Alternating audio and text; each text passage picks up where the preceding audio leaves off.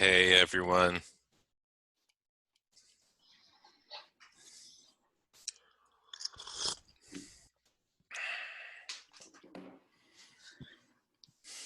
Any pre-class office hour questions?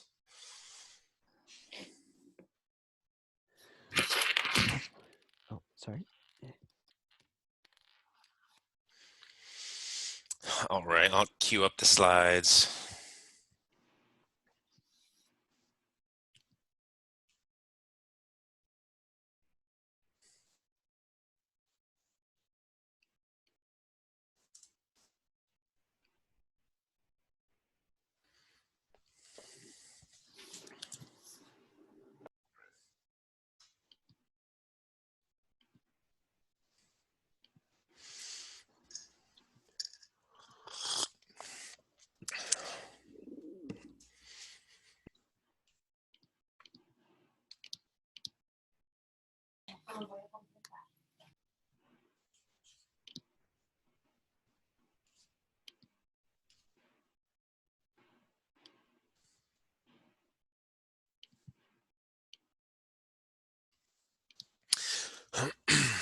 All right, just chime in if you can't hear me or if you have a question or whatever the usual reasons to chime in would be. Just remember Nathaniel, he's going to be a great go-to for whatever questions you have. I mean, feel free to bring those questions to me, but Nathaniel will also be a good source to answer them. He's so much closer to the foundational information than I have. I was learning the foundation a long time ago. And so sometimes I will just skip lightly and hastily across the foundation. Um, assuming it's already intact for everybody when I just forget that we all need to build a foundation and everything. So Nathaniel may be able to offer some clarity that doesn't occur to me from time to time. Great resource. So we're here, right? We have a few more lectures before we get here to the first exam, to our first mini boss, Mario 2, that's a reference there, September 21st. A bunch of readings accumulating. Remember, you don't have to do the readings and everything that is critical from the books, plural, from either book and both, whatever, all the sections and chapters and pages and whatever of all of them is represented here in the slideshows. And but I talk kind of quickly and I sort of just blast through all of the material, realizing that you'll have access to this slideshow and you can just rewind it and listen again and take notes as you go on repeated listens. And so if you do the readings, it's going to be helpful to build some of that foundation and understanding. If you skip the readings, it's helpful to listen to the lectures a little bit more and study these things so you can show up prepared for the exams. However we do the exams, I'll figure out a way of doing that. All the deadlines, the due dates, all the material when it's due. Just again, these recap sequences, I'm going to begin every single lecture with one of these, and it doesn't mean you don't have to pay attention to the rest of the lecture. It just means put highlights, checks or stars or whatever next to some little hieroglyph that means this is important, pay attention. And so we talked about these at length in the last couple of lectures. Just remember the Michael Shermer quotation about apophenia or patternicity, about the human mind's sort of inherent tendency to find patterns and come up with these stories. Whether there are stories, it doesn't matter, but we find these patterns and stories and extract little conclusions when there shouldn't be any, when it's just random scatter, and somehow our brains make up conclusions. We're very good at that, but it's sort of a character deficit in all of us. something to be suppressed as opposed to celebrated. And then curiosity and skepticism, just be curious enough to explore the world around you, right? Be curious enough to research and investigate but scrutinize things, right? Don't just accept every sentence that's told to you at face value, every article posted, every politician's claim, every whatever Facebook says is law. Just be skeptical about everything. Exercise your doubt. In yesterday's lecture, I had this little, what the health. It's just one of the most absurd movies I've seen, sort of documentary, sort of fiction counterfeited as nonfiction, and just hoping that the public doesn't understand science. There's good parts in it. I thought it was decent. I watched all the way through, but there's just so much in it that's just so silly. That's inconsistent with fact and reason and logic and science and physiology.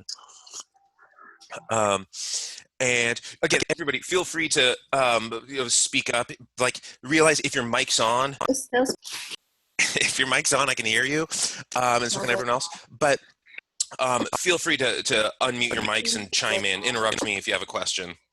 Did I ask a good question? My professor won't come with a question.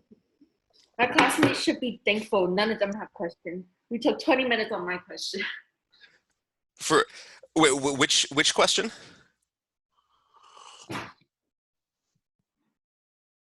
Okay, did I miss something? Does somebody have a question?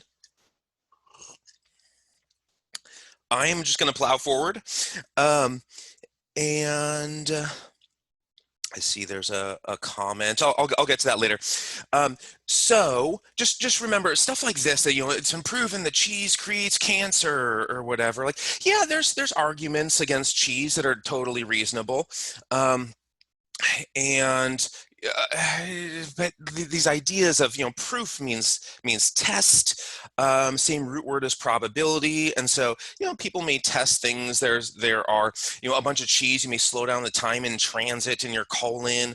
That's not great for colon cancer. Excesses of protein can increase PKB signaling. So there are some indicators that would be associated with cancers, but people just go crazy with this stuff and make a bunch of claims that don't make any sense, right? People just start running with these ideas and shoving their philosophies in everyone else's faces when those philosophies are inconsistent with tested, measured, scientific reality. So especially like, what the health, if you look at the actual, just go to YouTube or Wikipedia and look at it's like directed by Kip Anderson, produced by Kip Anderson, written by Kip Anderson, music by Kip Anderson, cinematography by, I don't know if that's like his wife or friend or something, edited by Kip Anderson. And so there's this a single person's ideology just gets rammed into everyone's faces, and nobody at any point takes time to step back and say, all right, let's evaluate the science that says the opposite. Now there are some documentaries, there are some books, there's stuff that like Born to Run is a book about barefoot running. Wonderful, great book, but it misses all of the counter studies very deliberately. It just suppresses all the counter information of which there is an abundance. And so just be cautious when somebody says something sort of extreme, or somebody tries to just bulldoze ahead with their point. And if you're skeptical about that point and they're just bulldozing, be a little bit cautious with accepting that at face value, or just wholesale. And so, I'll listen to these conversations where people will get hostile. They'll get very heated about whatever the conversation topic is. And often it's health or whatever. But as soon as people get heated, what they have to say is typically false, right? Because there's no reason. Truth doesn't require yelling at anger, right?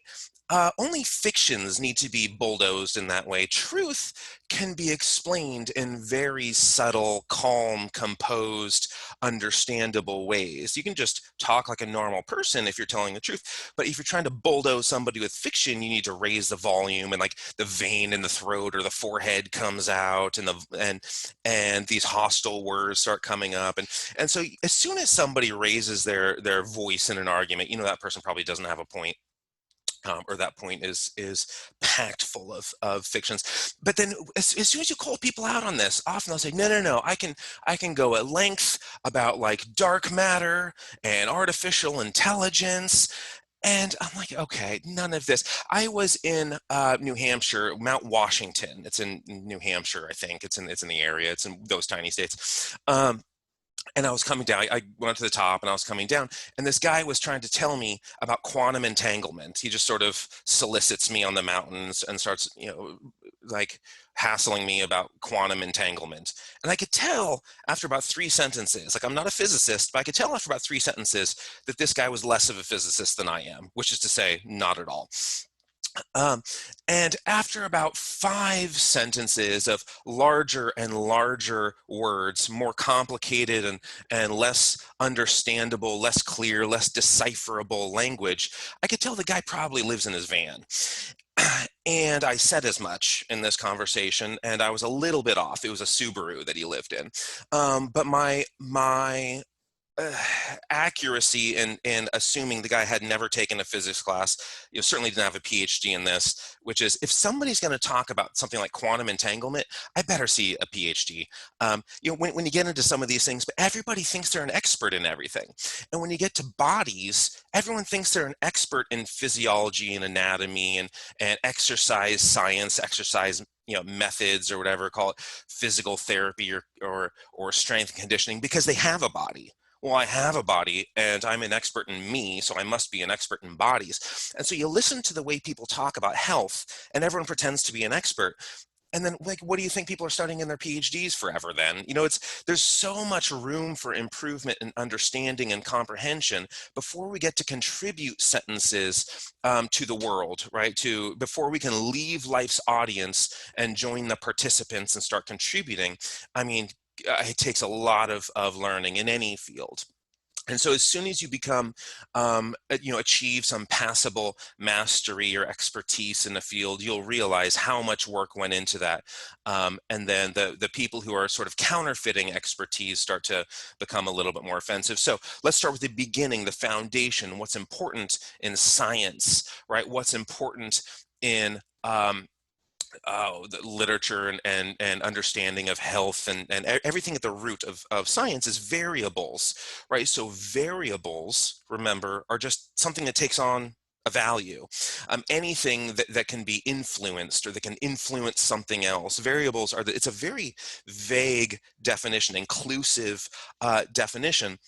But so think about like a house, a home value. Go to Zillow and look up the house values in your neighborhood, or any neighborhood, right? Go to Rhode Island and play around in Zillow in Rhode Island and look at the like $10 million houses. Or Medina up in Washington, look at the $100 million houses. And there are variables that affect a home value: square footage, the number of bedrooms, state that it's in, acreage of the yard. There are so many. Has anybody ever been killed in it, where they're like drive-by holes in the windows? These are all variables that affect another variable, which is the home value. And so variables affect other variables, and that's the foundation of science, is the interaction between this thing and that thing, right? This interaction between these. That's what science is. Science is not talking about enzymes. That is a consequence or a byproduct or even a field of science. But science is the interaction of variables and the systematic study of how the world around you functions, how it operates. Remember, independent variables, dependent variables. Independent, these are the things that you manipulate. You manipulate independent variables. Dependent variables, or you hold constant or somehow control independent variables. Dependent variables depend on the independent variables. Typically, we're looking at a bunch of independent variables and their relationship on a single dependent variable. That's commonly what you're doing in scientific investigations. And epidemiology is just one branch of science. So as we move forward in epidemiological inquiry, investigation, we're looking at variables in that way. So your job as you move forward, budding young scientists who will someday, contribute more than I have and will to the world, ideally. Your job is to, for this class and then whatever comes next, if you pursue some sort of scientific field, is to figure out what variables are of interest, what variables affect some end user, right? Again, most people are going into practitioner related fields. You're working with patients, clients or patients or people in some healing capacity. And so the practitioner here, what does that person want to know? Well, what variables affect treatment or recuperation, regeneration, healing of a patient and that patient's tissues? So figuring out what variables are of interest and of value, and then how those variables interact with something that's, important, that's of value to an end user. And so I talked about the Bill and Melinda Gates Foundation. They're looking at malaria, and a reasonable question to ask would be like, how many Anopheles mosquitoes are there? Right? What is the population we're up against? And maybe there's some way of answering this with sampling, drag some really tight knit tuna net through the air and say, oh, we just covered however many acres of air. I mean, maybe there's some way of getting a clue at what the numbers, what the army of Anopheles mosquitoes might be, but you really can't answer that question. And it's a simple question with a simple answer. How many Anopheles mosquitoes there are? That's a number, and we don't really have a way of coming up with that number. So not every question is answerable. We can begin down that road, but it doesn't mean we get definitive, trustworthy, conclusive answers for some of these things. And that's sort of the problem with when you get into fields like what the health. Sort of the problem is we don't have definitive answers for anything they're talking about, and yet people boast and yell with such certainty, right? Such vigor in their voice. And yet there's no certainty, which is why they need to yell to sort of suppress or cover up or conceal the skeptical, the obvious skepticism that should be applied to it. So another question to ask is, what am I good at, or what do what skills do I have? And because you don't want to join a field that's just unpleasant, or you're going to leap into this field and be unsuccessful at it. We all have character deficits and activities we're bad at. Like golf, anything where my feet aren't on the ground, I'm a remarkably bad athlete. Roller skates or ice skates or rolling anything, a skateboard, whatever, skis and snowboard. I'm so bad at these things. And so if I decided I want to go out for a sport, it's going to be a sport where my feet are on the ground. And it should be the same thing with a field of study, right? Now, science is competitive. It maybe shouldn't be so, but it's a very competitive field where everyone kind of ranks each other and tries to outcompete one another, whether it's in funding or publications or something. But if you're going to go out for some scientific field, make sure it's the sport you like. Make sure it's the field of study that you're good at and you enjoy.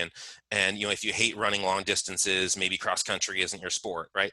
If you hate working with geriatric patients, right? I mean, consider physical therapy is going to probably involve a lot of that, so consider these things as areas of study. And I keep talking about this, but my favorite poster was the Pokemon one. And so there was a time, like over here on the left, there was a time where if you dressed like this in public, and it wasn't like a Comic-Con, right? You were just walking around like J Street in Sacramento or something, you're looking like that, people would cross the sidewalk. I mean, they would think you're unstable.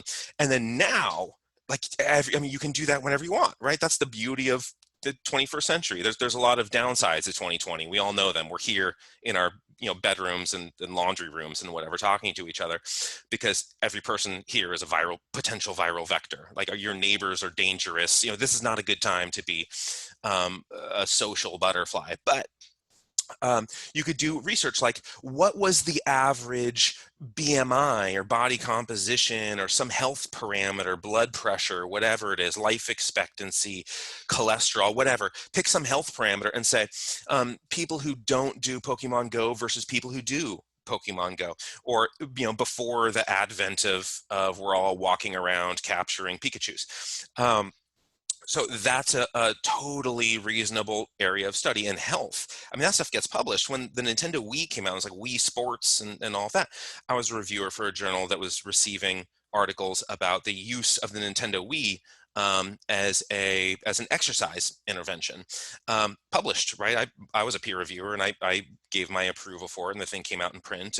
And so you can use video games and Pokemon, and you can get that stuff published in real journals. I mean, you can go out in serious medical journals, health and medicine journals, and publish about Pokemon if it's relevant to that particular field of study. For this class, it doesn't have to be anything. You just study Pokemon for the sake of Pokemon. I mean, you could be like these people. And just, what teams of Pokemon are better. I assume Donald Trump's cards are the most valuable. And I can't tell with this one either. This girl here, those cards are super expensive because she got it in the age when that computer was new, or that computer is all she can afford today, and so the cards are cheap. But whatever, this guy who's intense, right, is going to compete against Donald Trump, is going to compete against, and which one's going to win. That's fine for this class, right? You're not going to get that published in a medical journal, but that's totally fine for this class. So what we want to do in life to contribute to the world, right? You want to make advancements, leave the world a better place, whatever you decide is the secular version of a purpose of life, give kids a better life than we had, or whatever it is, advance the world. And so to do that, you have to come up with these questions and answer them. And if you're going to do so through science. And so this little girl is deciding on a question. She says, how does exercise affect an individual's health? The problem with, normally at this point, I would ask people to, comment about, what do you think the flaws in this question are? But I'll just move ahead. So the idea is that question is super vague, right? This terrible parent is not happy with the question that her daughter is asking. It's just incredibly vague. Okay, look at it again. How does exercise affect an individual's health? What kind of exercise? Is it walking on a treadmill? Is it squats, right? Is it Tai Chi? Is it, swimming? What kind of exercise are we talking about? And then what do you mean health? Right? Are you looking at blood pressure? Are we looking at mile time? Are we looking at bench press? What do you mean by health? Vertical jump, what life expectancy? I don't know what health means. So I don't know what exercise means. I don't know what health means. And who's the individual, right? Is this college students? Is this like healthy college students? Is this professional athletes? Is this people with arthritis who are over the age of 70? Is it stroke victims? What I don't understand anything about what this question means, right? How does exercise affect an individual's health? No idea. The question's meaningless. And so the mother is correct. I don't expect somebody that old to ask a good question, but that's like, why is the sky blue stuff? But which is actually a better, if you ask how is the sky blue, that's actually a reasonable question. And so to frame the question in a more precise way, like if she's going to try again, right? This girl's like, okay, mom yelled at me, she hit me, and I went to, like I'm put myself up for adoption. But I'm going to try another question. How does 6 weeks of thrice weekly aerobic exercise affect cardiometabolic risk factors? That's getting much better. That's not perfect, but it's getting better. Okay, thrice weekly aerobic exercise. All right, you're doing some sort of aerobic thing a few times a week. Fine. Cardiometabolic risk factors, there's a bunch, right? There's blood pressure, and you could say blood sugar.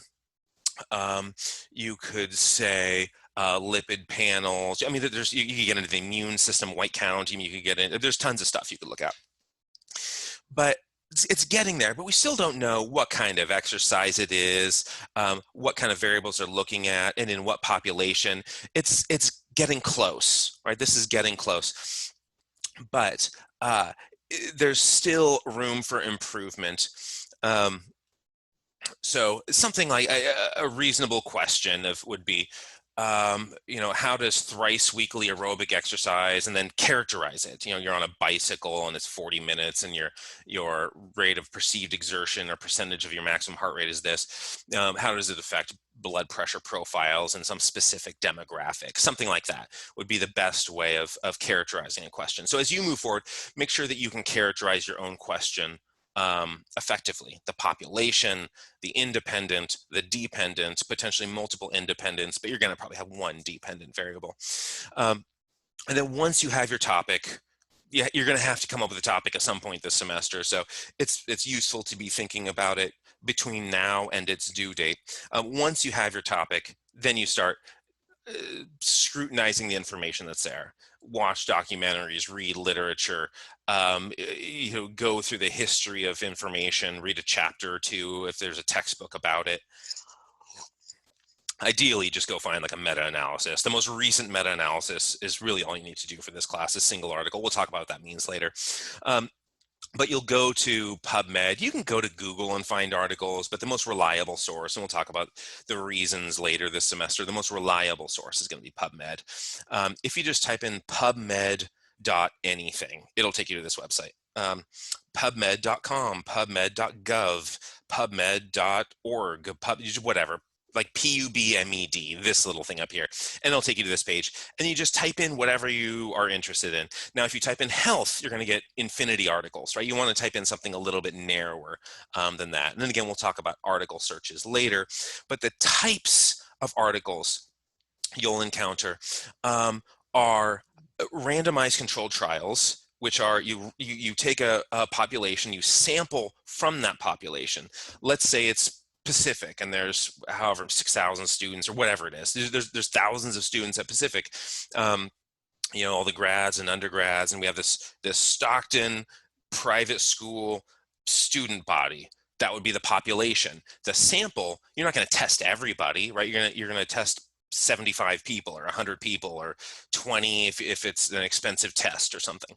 And then you're going to make inferences about the larger population. But if you sample and test people and apply some randomly assigned people to groups and implement your study design, that's a randomized controlled trial. That's the best type of data you can collect as long as it's well controlled.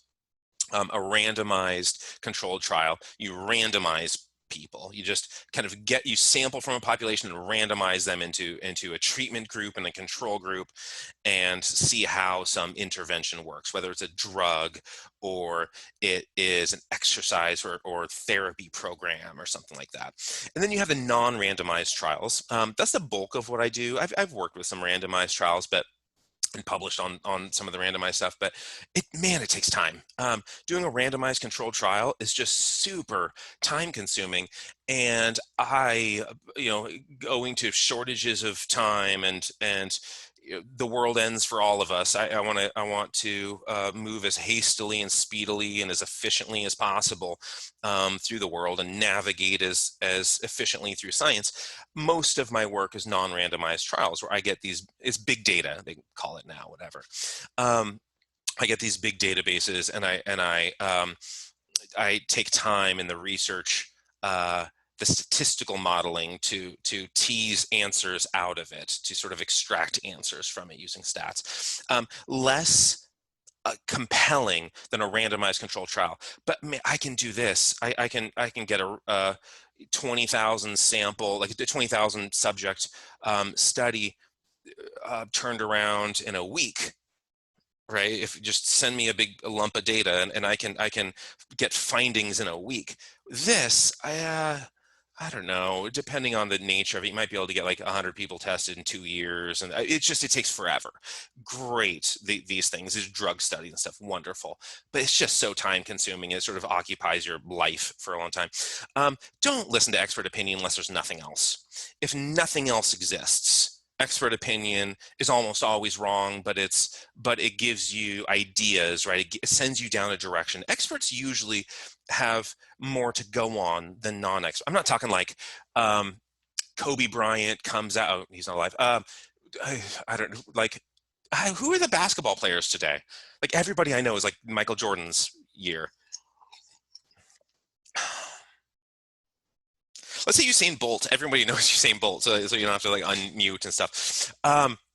Usain Bolt comes out and says, starts making claims about healthcare. Nobody's going to trust him. Ideally, nobody with half a brain is going to trust him because he doesn't study that. He hasn't spent 10 years investigating, and he just like read a Facebook post or like he sprained his ankle or like strained his hamstring or something, and now is just intuitively coming up. So that's not an expert, right? An athlete is not an expert. An expert is the MD, PhD, somebody who practices with patients, or a DPT who's working with patients in this setting, or somebody who does the actual research. That's usually in the PhD zone. So somebody that would be the expert, and they have more to go on than the common person. So common meaning not in that field. But it's still not good, right? If I just give you my hunches, that's not helpful. My hunches aren't that helpful. Maybe it can make you think in a particular direction, but my hunches aren't trustworthy. Science is trustworthy in the randomized controlled trials, most of all. So once you've read some of the literature, right, you have sort of exposed yourself to the state of evidence, right? I read the latest systematic review or meta-analysis. Usually it's going to say meta-analysis and systematic review in a single article. Those are going to be the best ones. Read those, and then maybe do a little peripheral reading around the subject. Now you're aware of what the gaps in the literature are.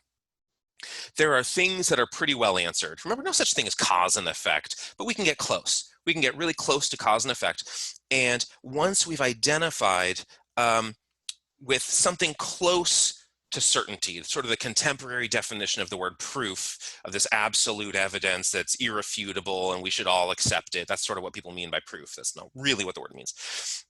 But the colloquial or contemporary use, just like significance, that's not, when people use the word significance, it doesn't mean anything close to what they think it means, especially with significance, because it doesn't mean important in the least. It means it signifies something, and we should all understand that by what the word is, significance. It's flag waving, it's signifying, it signals. We all know what signal is, right? And then significance, somehow people think means important. Signals aren't important. They're notifications, sort of like, and so significance is probably in science the most abused word there is. But you'll start to identify these gaps in the literature where there are questions that aren't answered, right? And that's the direction you want to move. You want to be able to send your question through those gaps in the teeth there. You want to be able to target, to focus on that unanswered question where people haven't really explored. Sometimes it's as easy as picking a different sample, right? People have been looking at, and for the longest time, this is really easy because in the history of scientific inquiry, investigation, people were evaluating men and only men. Women were not research subjects. They were just sort of left behind as these peripheral beings, right? But like men were tested. And so there was a period where all you had to do was just like, let's just go through the history of scientific experimentation and test women, and we'll just do the exact same study, but we'll do it on women, right? It was so easy to just start churning out original, gap in the literature, original investigations. Now people are finally pretty good at we'll talk about some of these ideas of sexism in science later. We'll get to that, but it's a little bit harder to find gaps, but there are more gaps than there are teeth, right? I mean, so there's acres of gaps for every tooth in the sort of dental domain of science, whatever, you get the analogy. So now as you start contributing to the body of knowledge, like it's not a race. We talked about these conversations that you're joining, right? You're entering this conversation about science and you want to know what's been said before you. You can't just put it at 3x speed and blast through it and skim and then hope that you have somehow identified the breadth and depth of that topic, of that research area, that content. It takes time. Now for this class, you don't have that much time, right? A semester is limited in duration. So Um, read one good review article, one good meta-analysis, and that should get you there to identify where the gap in the literature is. There's this famous Abraham Lincoln quotation, but he never actually said it, but it is a good quotation, and so we'll use it here. Pseudo-epigraphical quotations, you'll find these exist all the time. I hear them about myself, which is why I have to be careful in what I say. I used to go to Bond Fitness Center, and people would ask me questions about the equipment or something. I'd shrug my shoulders. I don't know. Yeah, you're probably right. Whatever. I don't want to have a conversation about biomechanics in the weight room. I'm trying to exercise. I just talked about physiology for the last 4 hours. Like, I just want to go work out. And then I would hear these statements coming from me about needing to purchase new equipment at Bond Fitness Center because Professor Jensen said. I'm like, I said no such thing. I just shrugged my shoulders and said, yeah, that sounds reasonable. And so I got to the point where I had to watch what I said because people will misquote me all the time for some sort of advantage, or if they're making an argument, it's like, what the health stuff. And then I hear these arguments come back to me like, oh, Jensen said. I'm like, I haven't believed that since I was 4. Like, what are you talking about? Those words would never come out of my mouth. And so these pseudo-epigraphical quotations, meaning people come up with something, they say something, and they want that to carry meaning, right? To be assigned importance. And so they affix those words to somebody famous. The Pauline epistles, maybe, or Lincoln. Einstein has 1,000 of these things. Everyone says, well, Einstein said the definition of insanity is doing the same thing or whatever and repeating what. He said no such thing. Like, Einstein never said that. That was just like some idiot who wanted to have their line be remembered, right? And the same thing with everyone is a genius, but if you judge a fish by trying to climb a tree or whatever, that was not Einstein. But if you look up like people quoting Einstein, these quotations of assigned to people, yeah, sure, fine, he said lots of things. But the Lincoln one that's of value that surely he never said is that, if I have 6 hours to chop down a tree, I'm going to spend the first 5 hours sharpening my axe. Now, I don't know why it would take 6 hours to chop down a tree. This is not a very good lumberjack, but the point is very good. Whoever said it, not Lincoln, whoever said that, that's what you should do. Prepare, spend an awful lot of time in preparation. And then when you deliver that blow, right, when you conduct the research, or when you kind of deliver your product, whatever it is, it's so easy. If you do all your reconnaissance work, your background work, read the literature, think through your questions, refine your scientific study. Now, you're not going to have time to spend 5 hours sharpening your axe, a year reading the background literature for this class, but keep that in mind as you move forward. Preparation ahead of time is usually the most valuable use of some allotment of hours that you have available. And so once you know how to, what answer you're going to seek, what question you're going to ask, properly designing the way you ask it. Just like that little girl couldn't ask a question to ward off the parental abuse of that's a terrible question.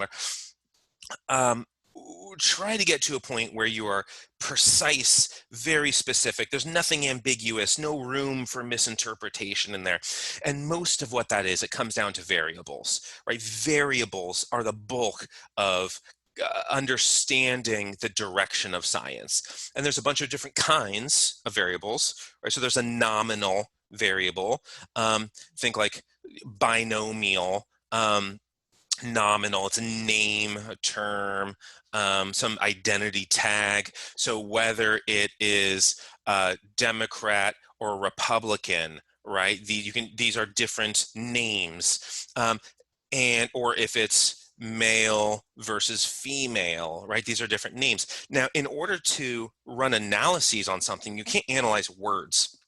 You can only run math on numbers. And, aside from like X and Y and Z, whatever, those are like placeholders for numbers. But so you can only stat like SPSS or Stata or R or even Excel or whatever.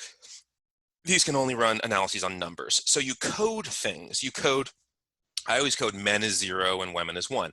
That doesn't mean women are more gendered or sexed or whatever than men. So they're just arbitrary numbers. You code men as 12 and women as 75 or like 3.5. It doesn't matter. These are just identity tags so you can mathematically control for these things or evaluate them. Religion or race, whatever, you code these things. And yeah, I mentioned last lecture, the one before or something like that, the basketball study where NBA salaries, where I found holding constant performance. I held constant like 6 performance variables that were the most important for salary, and you code for race, and it's really discouraging, right? In 2020, or it's 2018 or whatever, this is a couple years ago. Through more years ago, depending on when people were signed. So over the last, let's say 6 years, something like that, the NBA, which we think of as this very progressive organization, is maybe a little bit less advanced in kind of a racial progression or equality than we would like to think. Ordinal variables, moving on from nominal, right, or race and sex and political party and all that. Ordinal is in order of things. So it sort of makes sense, right? So over here we have Karate Kid. If you've seen, I haven't seen the new one, but this was like 87 or 8 or whenever that thing came out. Every movie that's like a coming of age underdog protagonist was successful in the 80s. And sort of a ludicrous movie in the end, but Pat Morita and Ralph Macchio did this, like he becomes an expert over the course of like a week or something. He's like this totally inexperienced buffoon, and then suddenly he's like world class. So probably did more harm to my culture than anything. But the order, the black belts and white belts and all the things in between, all the colors of the rainbow that live between, I don't know the order, yellow and then green and magenta and teal belts and whatever, like I don't know, the blues and the purples and all these different shades of belt. There's an order to them. You begin at white and you end at black, and there's a rainbow in between that's very precise. But there's not really math there. It's not like, well, you have moved an additional 12 units of improvement. Right? It's not like a role-playing game or Dungeons and Dragons or something where there's specific assignments of points to things. You have 12 agility, now you have 14 agility and 25 hit points or something like that.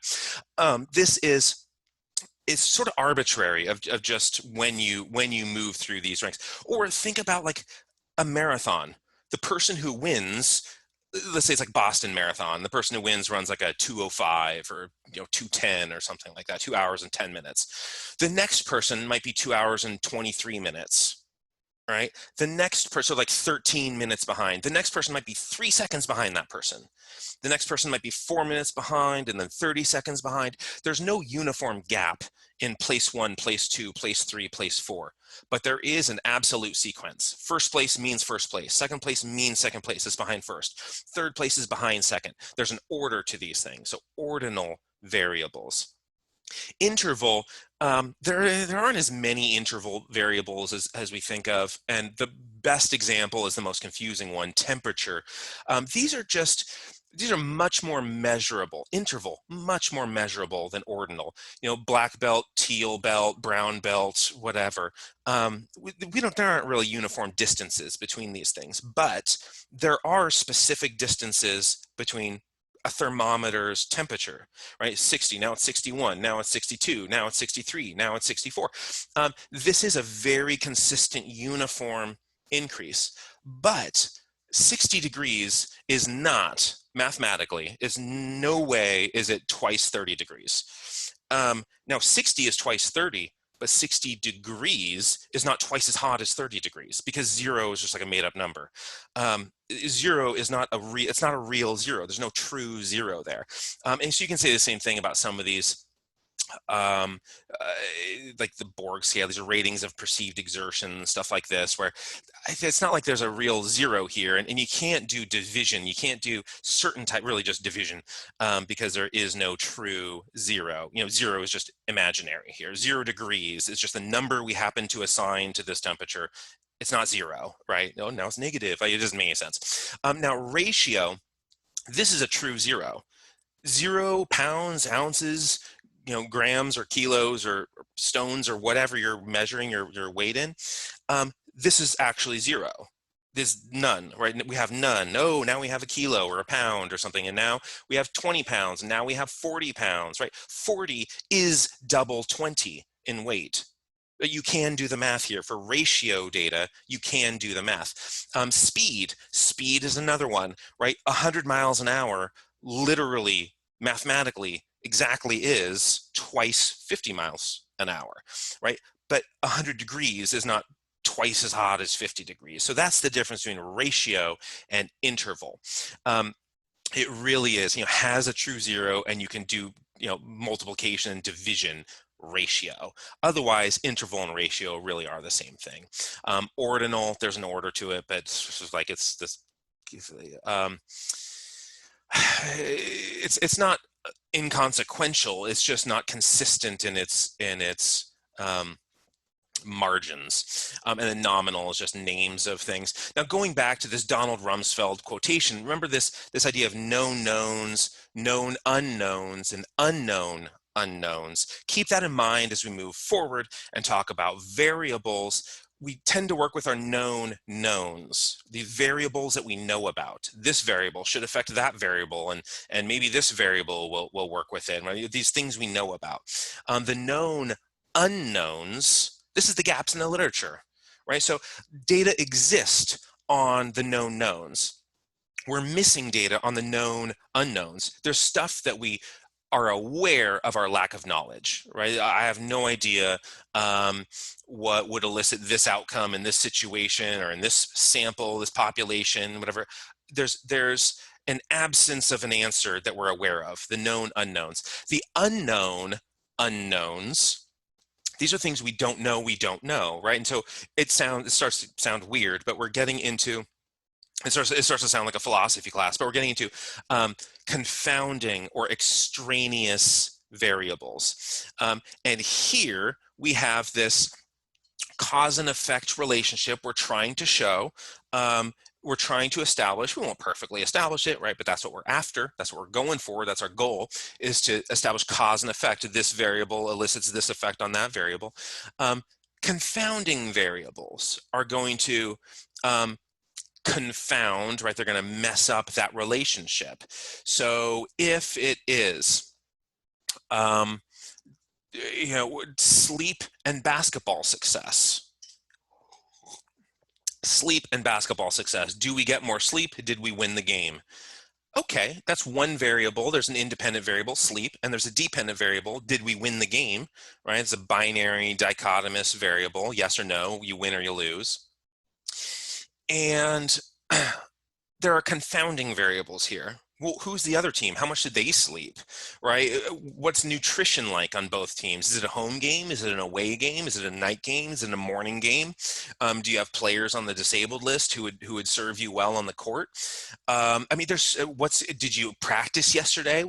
Our lab has published on one of the female basketball players, and I ran these analyses. Came out in 2020, just in May. It came out about, if for our own basketball team, if you practice within 24 hours of the game, holding constant, every known we could hold constant, we held constant, and it's just, you'd play horribly if you practice within 24 hours of the game. You should take that day off. And pretty nice regression modeling. There's some unknowns there so there's no cause and effect, but it's compelling. So there are confounding variables. There are things that mess up an interaction. Now there's a different kind, there are varieties of these confounding variables. One of them is moderator variables. A moderator variable is, it affects the relationship between the independent and dependent. So if the independent variable were something like how much did we sleep, and the dependent is did we win, the moderator variable might be like, what's the team you're playing? That's really going to mess up. That's going to be a big determinant. Or the example here is, let's say, because everyone's going into, many of you are going into physical therapy or some like profession, and OT or athletic training or something. So somebody sprains their ankle or breaks an ankle or has some sort of injury.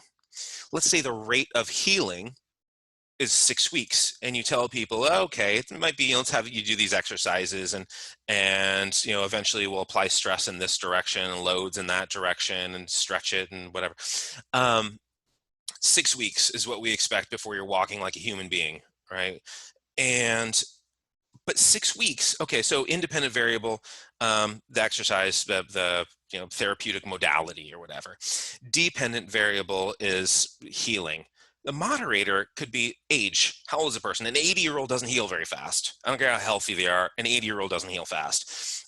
They get like a paper cut and it's there 6 weeks later. It looks like they were in a knife fight or something after like 6 weeks, right? But someone who's 12, I mean, they could go through, like they could get like cut up with some meat cleaver and be like, yeah, it all grew back. Everything's fine. And it's like 8 days later. So age would be a moderator variable. It explains the relationship between the independent and dependent. A mediator variable is a mechanism.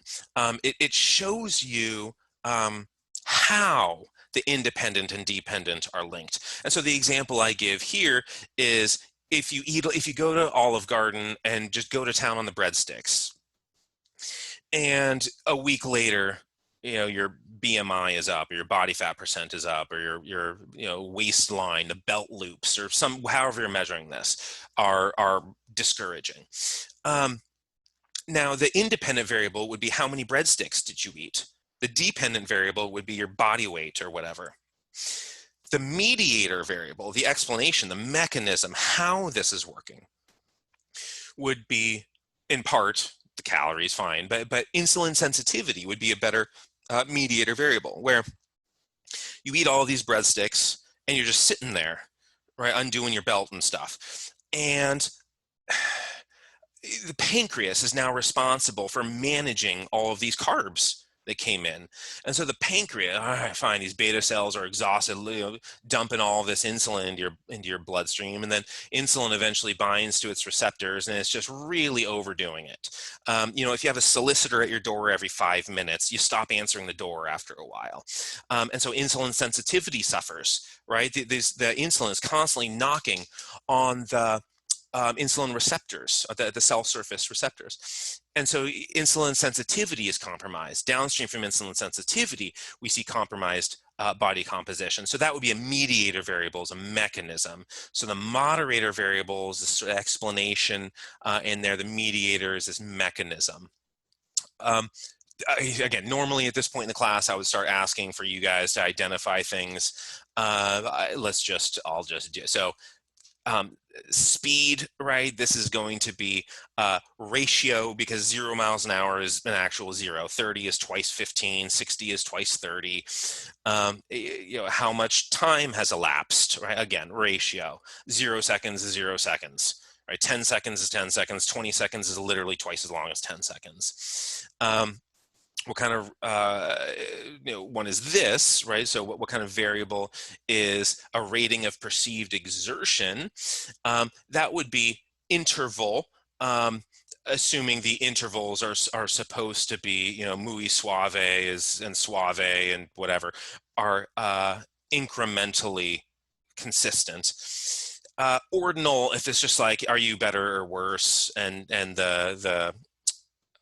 the orders are just sort of loose in the amounts. So what kind of variable is this? Well, if we're talking about, let's start with sex or gender, sex biological version, right? We have what looks like David Schwimmer, but I think Nick Cage, and The Rock and Owen Wilson and Tom Cruise. I would code them as 0. Right? Angelina Jolie, I would code as 1, right? So this is a nominal variable, it's just a name. If it's grade in school, let's do ordinal, freshman, sophomore, junior, senior. Race, ethnicity, again, this is nominal. And so these types of, we're definitely nowhere near ratio here, or interval. So SPSS is the software that Nathaniel will have you install.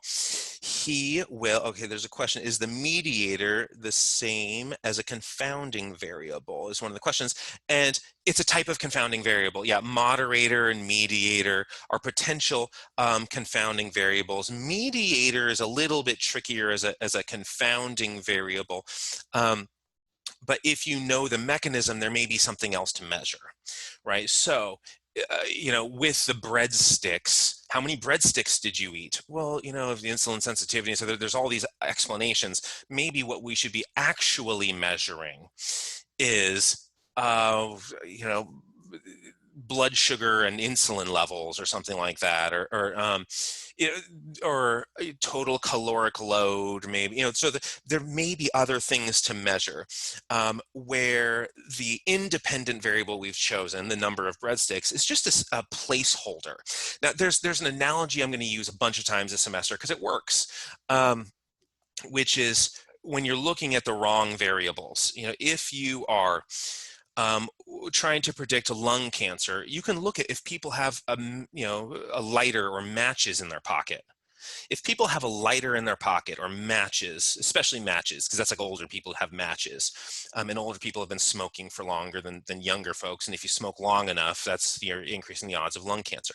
Now, if you have a lighter or matches in your pocket, there's a higher likelihood that you have or will develop lung cancer. That doesn't mean that the matches are causing lung cancer, right? It means there's a mediator variable to blame, and maybe that's what we should be measuring. How many cigarettes a day do you smoke? Maybe that's the question we should be asking. And so with mediator variables and confounding variables, they're sort of tied in together, but in a delicate, sort of woven together in a delicate knot. I hope that answers the question. Can you expand on interval and ratio variables? Yeah. So first, interval and ratio are both coded as scale in SPSS. So you really don't need to know much more than that, because when you run your own analyses, analyze ratio and interval in the same way, because you're not going to be doing, double and half and stuff like that. SPSS is doing sort of different types of calculations. So you're going to code your interval, if it's temperature, for example, you code it as scale. So SPSS lumps those two, both interval and scale, or interval and ratio, as scale. So they consider them the same type of variable. But the only difference is interval, there's no true zero. So if something has if you call it zero and it's just it's made up, it's I can't think of that many good examples of interval data. But as soon as you move past zero and get into the negatives, and the zero kind of isn't literally just nothing, it's just some number you've assigned to something as well, we have to call it something, right? I'm doing a bad job of explaining this, but the only difference is there's no true zero. You can't multiply or divide. That is interval. Ratio is the exact measurement. How much do you weigh? 122.4 pounds or whatever it is. Okay, well, we know exactly what half that is. We know exactly what double that is, because 0 pounds is literally zero. And so but when you code for them in SPSS, you code for them in the same way. They're both considered scale in SPSS. And there's the types of analyses you run on scale data are different from the types of analyses you run on nominal. Most often that you would run on nominal. So now that you know the variables, right, you pick a study design, and so there's non-experimental and experimental. The non-experimental observational stuff, this is what I do most of, non-experimental. I inherit databases. People just give me, even like the basketball one about practice before games. One of the players gave me Sophie Triggerson, whatever her last name, however you pronounce it, gave me the basketball data and said this sort of anonymized basketball data and practices and over years and years of data. And we sat down together and analyzed this thing. And that's how we found that, if you practice before a game, you're much more likely to lose. And that's non-experimental. I didn't take a bunch of people, randomize them, and put them in specific groups. And all right, you're the practicing group, and you're the sedentary control group or whatever. I just looked at data that already exists. Now, experimental is randomizing. These like randomized controlled trials. So there's observational and experimental. Now, classic epidemiology, what we have is cohort studies and case control studies. These are the two major, like as we look at COVID, right, coronavirus. As we look at this, we see two major study designs emerging. Now, well, three. You can say cross-sectional studies. I'll talk about that in a second. How many people have it right now? Right, at one particular point in time, how many people have it, and how many people have died, and how many, it's this at one point in time. Let's look at the population and come up with a snapshot, right? That is a cross-sectional study. Also a big epidemiological, observational type of analysis. But the two main sort of more scientific versions are a case control study and a cohort study. Now, a case control study, let's use COVID as an example. You take people who have COVID, people who tested positive, and you take people who did not test positive, people who tested negative. Now we have cases and we have controls, right? We have COVID cases and we have COVID controls, people who don't have it. Now, let's say we have a sample of 3,000 people who have it and 3,000 people who don't.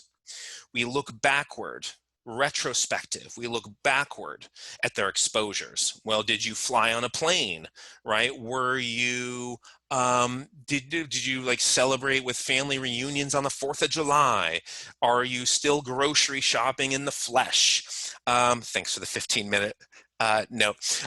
Are you, what are the exposures that you're exposed to? That's case control. You have it or you don't have it. Let's look backward and see if we can explain how you got it with statistics, right?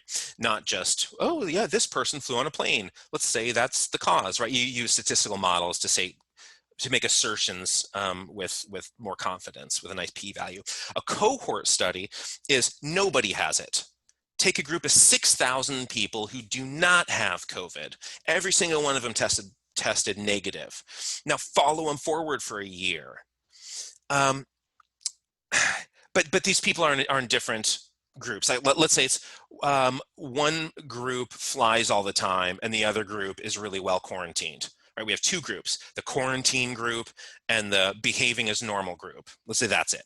Quarantine, behaving as normal. We have two different groups. Now follow them forward. Nobody has COVID, and see what the difference in infection rates are. Right? So the people who are not quarantined, is it like a 6-fold increase, a 3-fold increase in the risk of infection? Like what's the likelihood of getting COVID based on these different conditions, based on these different situations or exposures? Case control, you look backward at exposures based on people who either have it or don't have it. Here, cohort, nobody has it, but people have different exposures, and you follow them forward and see if those exposures sort of foretell risk. So those are the two major epidemiological studies when you encounter in the literature cohort or case control, or the simplest of all of them, a cross-sectional study. Experimental, just control trials over there. So getting into just basic descriptive research, a little bit in the observational group, a little bit cruder, right? You're just describing things, a little bit more qualitative. This basic observational data, like these are the categories, right? There's these case reports and case studies, which are essentially the same thing, but sort of different divisions of science. Case reports tend to be these medical things. If you ever watch the show House, that would be an idea of every episode would be like a case report, like a fiction one, but they're weird patients, right? There aren't 50,000 of these patients. There's one. It's a weird thing. Some of them are like sort of common and they're just pretending they're weird. But it's a weird thing. And so if there's one or two of these patients, you can't like randomize them to different control groups, and you can't run a bunch of stats on like one person. Now there's math involved. Oh, we gave them this amount of cc's of this drug, and this is what their lipids were, and this is what their eosinophil count was, and you know, so there's numbers. There are lots of numbers involved, but you're not running like t-tests and regressions and ANOVAs, and you're not running like stats on these. You need a sample. You need a bunch of subjects to run stats on them. So a case report is just a one-off. A case series is like a 6-off or a 7-off or an 8-off or something. Still, there's not enough here to run real stats on. You know, get to a 20-off and all right, let's start running some stats on it.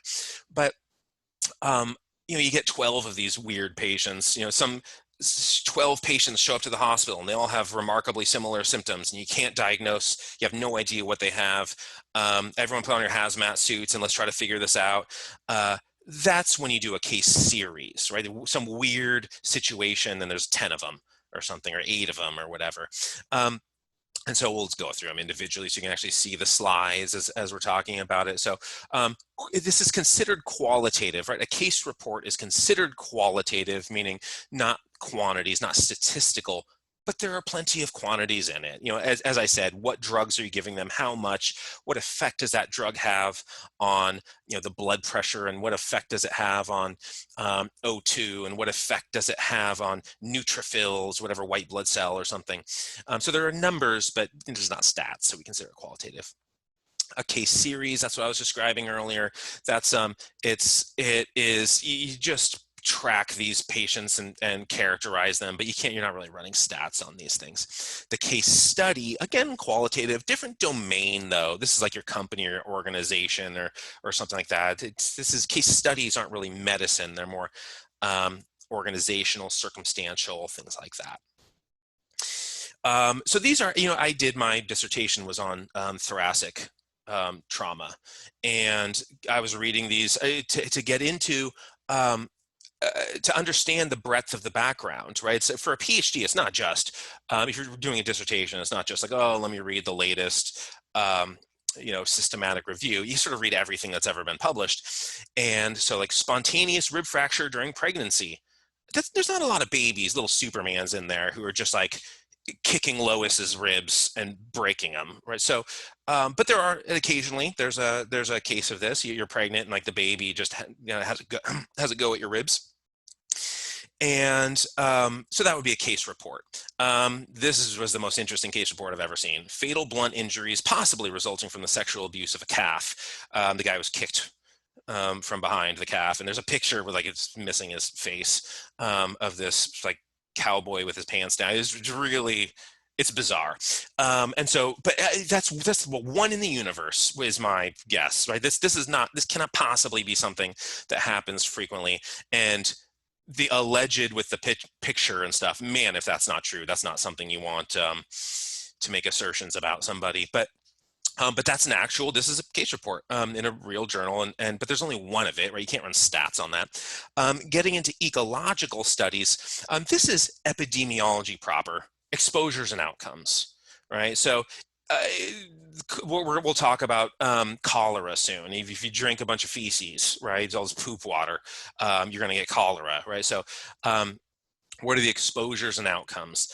Your diet, is your diet associated with incidence of cancer? Physical activity, exercise, and the onset of Alzheimer's, or go out in the sun all the time and do you get skin cancer, right? So these are exposures and outcomes. That's ecological studies, sort of proper epidemiology. Correlational studies are, we're looking at associations and strengths of associations. So amount of time that you spend studying and your grade, amount of calories you eat a day and your BMI, something like that, or body weight or whatever. So these are correlational studies where you're looking at strengths of association, directions of association, stuff like that. Cross-sectional studies, I talked about this one, where it's one point in time. At a single point in time, give me kind of a snapshot of what's going on. So let's look at all retired tennis pros in the United States. What percentage of them have shoulder problems? What percentage are making trips to an orthopedist? What percentage are, so this is, I mean, the best example of cross-sectional study is what you see every day for COVID. If you're exposed to any form of news, you see the cross-sectional studies. Today, here are the stats. That's a cross-sectional study. So terms that would appear on an exam,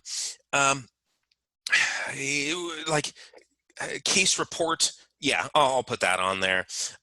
Quantitative research is going to make a big presence because I'm a quantitative guy. I am not big on qualitative research. I'm not saying there's no value of qualitative research, and we will talk about it, and I will fail to do it justice, not on purpose. I'm just not a qualitative guy, right?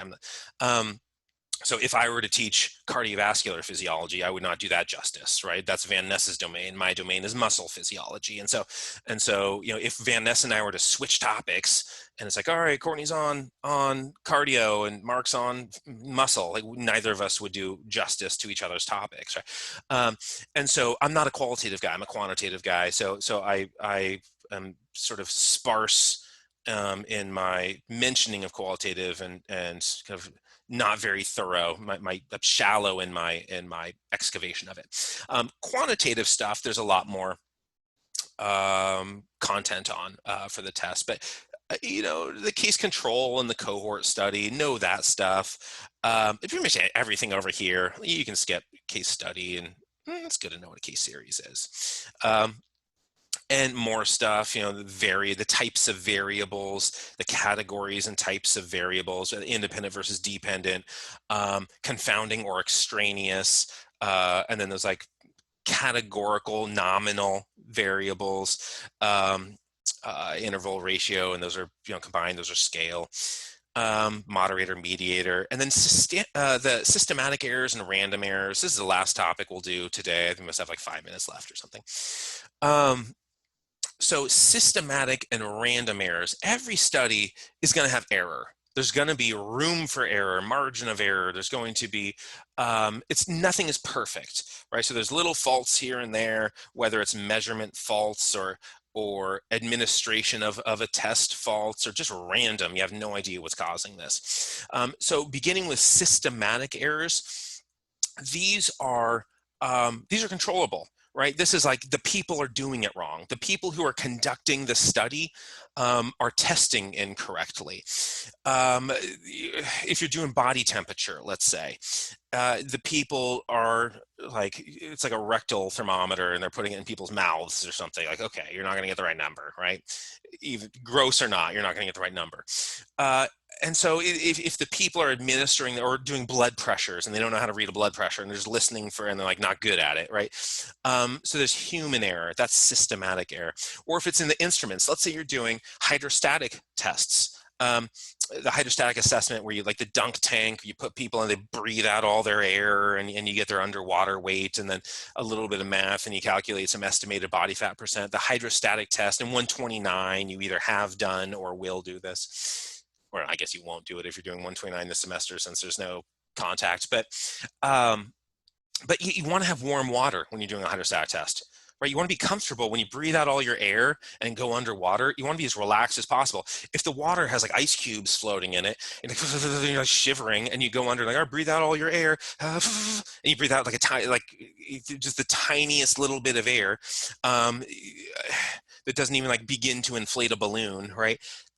Your weight's going to be messed up, right? So this is the human error part, or the instruments themselves, if the scale isn't calibrated, right? If everyone steps on the scale and you haven't calibrated the thing and it's just give or take 5 pounds, it's like 5 pounds light or something. These are systematic errors. Random errors, again, we're getting into Donald Rumsfeld here, that unknown unknowns. Sometimes we just don't know necessarily. I mean, sometimes people do, if it's an exercise study, you don't know if they're exercising horribly. They go home and you're trying to have them do some specific exercise and you're not monitoring them. You're unsure if they're doing it correctly. But there's also just, I don't know, like the people are not as hydrated as you thought they were. Whatever, there's any number of, we'll never figure out all the unknown unknowns. Rumsfeld had a point there. So These unknown deviations, the random errors. Time we're at. All right, last slide. Univariate and multivariate. Univariate analysis, there's one dependent variable. There can be infinity independent variables. Univariate, one variable. Univariate, one variable. But that they're talking about the dependent variable. As many independents as you want. Multivariate means multiple dependent variables. Okay, so I will end there, and let me know if you have questions about anything for the next like minute or two. Yeah, so I guess, sorry, can you repeat the answer that you gave me for my first question, or the one about, like, are we supposed to have bought the ACSM's research methods book? Oh, yeah, I didn't. Oh, That one was longer, and so it would have been a long pause during lecture, so I skipped it. Methods book, right? Am I seeing this? I originally checked whether the books were necessary for my was never. Yeah, it's you don't need to. So the ACSM book is helpful but not necessary. So if we were to go back to that I don't know, slide 3 or something like that, where it's me talking. And I'm saying, like, the readings are helpful but not necessary. okay. So if you don't do the readings, everything in the tests is in the lectures, whether it's coming out of my mouth or it's written in the slides. It will be posted. Everything on the exam will be posted on Canvas in the form of these lectures. And it's helpful to either read the book also, or re-listen to the lectures and take some notes. And it's not necessary. The book isn't necessary. Now, if you want to go into epidemiology or research methods or some sort of, then like pick it up because it's foundational. But if it's the class, if it's just like, this is a class, this is not a career or a way of life, leave the book behind, and just make sure you spend enough time with kind of reviewing the lecture content. Okay, thank you, Mr. Professor Jensen. Yeah, you guys don't need to do like the syllable thing, like the doctor and professor and whatever. Again, efficiency. It's the reason I don't do randomized controlled trials. I'll hop in at the end of a randomized controlled trial and be their statistician, but I've never once like begun a randomized controlled trial, like a real one. Because efficiency, there's only so many years to go around, so many calories to burn in a day. And as a matter of syllabic efficiency, the efficiency in speech, to me, words like professor and doctor and whatever are just unnecessary syllables. So long-winded way of wasting a bunch of syllables to say we call me whatever is fine. Other questions? No, thank you. All right. Well, I will see you in a couple days, and then on our way to a 3-day weekend. I'm sure everybody's eager to return to summer immediately, to have quarantine back in sort of full swing. All right. I will see everyone sort of soon. Thank you. Thank you. Thank you. You guys are a good class.